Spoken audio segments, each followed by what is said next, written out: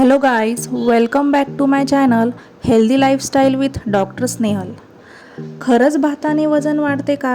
असं बऱ्याच जणांना वाटतं की भात खाताय तर वजन वाढतंय, तर खूप लोक भात खातही नाहीत. परंतु भात खाल्ल्याने वजन वाढतं हा एक सामान्य असा गैरसमज झाला आहे. खरं तर भात हे अन्न पचवायला मदत करतं, पण हा भात आपण प्रमाणातच खायला हवा.